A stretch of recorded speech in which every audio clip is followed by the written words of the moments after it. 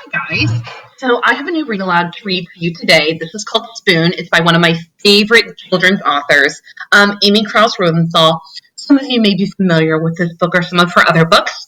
Some of the other books she's written are Chopsticks, and she has the important book, the exclamation point. Oh my goodness, she's written so many great books. So this book is about Spoon, and Spoon is feeling kind of down on himself because he thinks he's just a very boring utensil. He thinks that fork has so many other cool jobs than he does. He thinks that knife has so many more cool jobs than he does. And he just thinks he's just kind of one of the more boring utensils.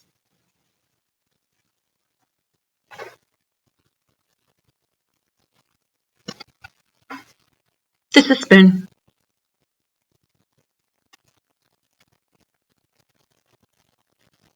This is Spoon's family.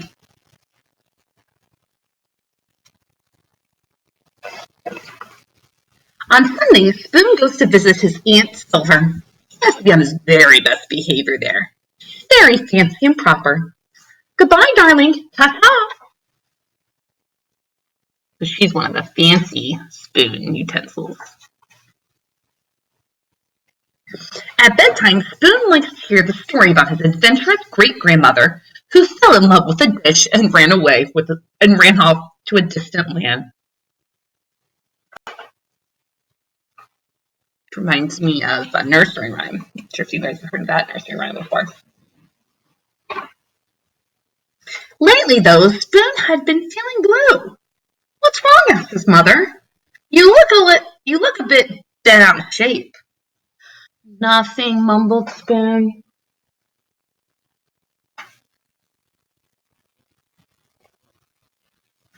"Mm, it's just that I don't know.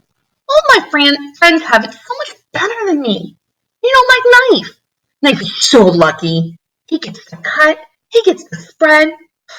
I never get to cut or spread. Yes, Knife is pretty spiffy that way, isn't he?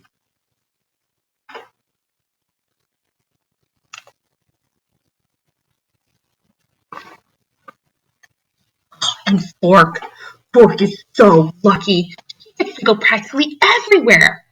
I bet she never goes stir crazy like I do. Fork does get out and make herself useful, doesn't she?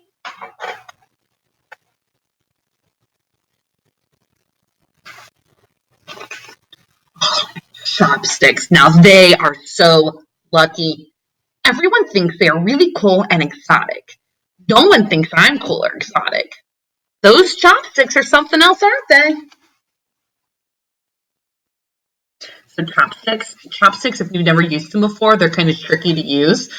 People use them often when they're eating sushi. Not sushi. Meanwhile, if only Spoon knew what his friends were saying at that very minute.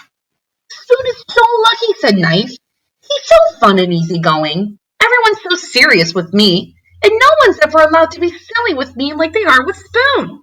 Cling, clang, bang. How Spoon gets to bang on pots and pans. Spoon is so lucky, said Fork. He gets to measure stuff. No one ever does that with me. Why do you think people probably don't measure with forks? Not the best utensil to use to measure with. Spoon is so lucky, said Chopsticks. He can go places by himself. We could never function apart. That night after bedtime stories, Spoon's mom turned off the light, tucked him in, and said, Spoon, I wonder if you realize just how lucky you are. Your friends will never know the joy of diving head first into a bowl of ice cream.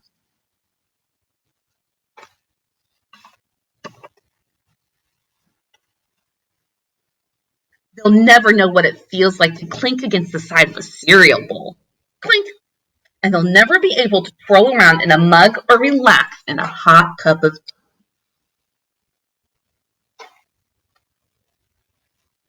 Spoon hadn't thought of it that way before. He laid awake in bed for a long time. His mind was racing.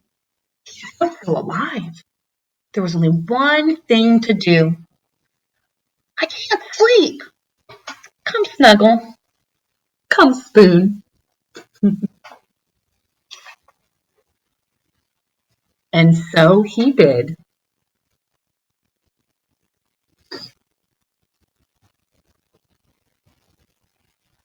Sweet dreams.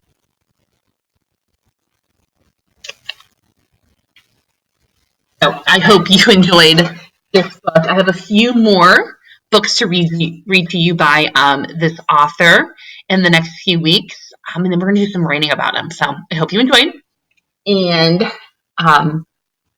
I will see you all